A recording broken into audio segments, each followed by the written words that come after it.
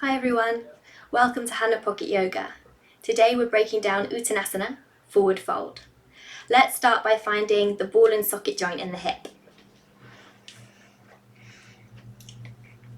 Have a little feel and see if you can find this knobbly bit of bone. We have two of them sticking out just at the front here. Once you've found that bit of bone, place the heel of your hand right on top and stretch the middle finger diagonally down so that the tip of the middle finger is pressing into the top of the pubis bone. So you should be able to feel squishy belly, squishy belly, squishy belly, and eventually as you come down the midline, you'll hit a hard piece of bone here. That's the top of the pubis bone. From here, take a finger on the other hand and place it directly under the knuckle of the middle finger. When you take this hand away, you should have found the ball and socket joint of the hip right here. And you can test that by moving this leg in any direction, and as it's a ball and socket joint, all movement should come from that one spot. You can use the same technique to find the ball and socket joint on the hip on the other side. So if you take a look at where the ball and socket joint is in the body, it's a lot lower than the belly button, which is where we often associate the midline of the body.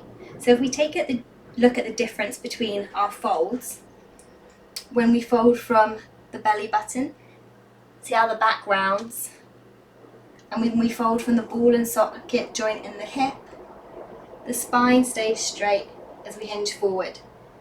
So you can probably already feel the difference between folding from the belly button and folding from the hips. So keeping your awareness in the position of these ball and socket joints in the hips,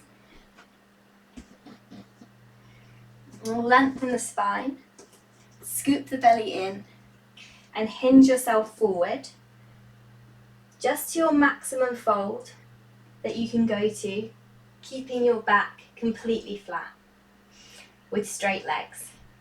So this is different for everyone. You might be much higher, maybe you're much lower. For me, I'm about here.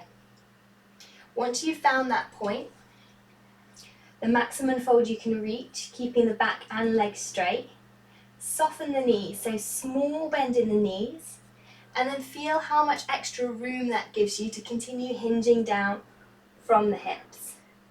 You can continue in that way, small bend in the knees, hinging deeper, until you come all the way down, belly resting on the thighs. From here, tuck the chin and see if you can press the face or the forehead into the knees or the shins. And as we hold our forward fold, we want to stay active in the legs. Uttanasana in Sanskrit actually means intense stretch. So we're not just hanging out here in a floppy forward fold, we want the legs to be active. So keep the belly glued to the thighs, keep the face glued to the knees, then push into the feet, send the sit bones up high and try to straighten the legs as much as you can. You should feel a great stretch all the way up the backs of the legs. Final thing to be aware of, positioning of the hands. See if you can rest the fingertips in line with the toes.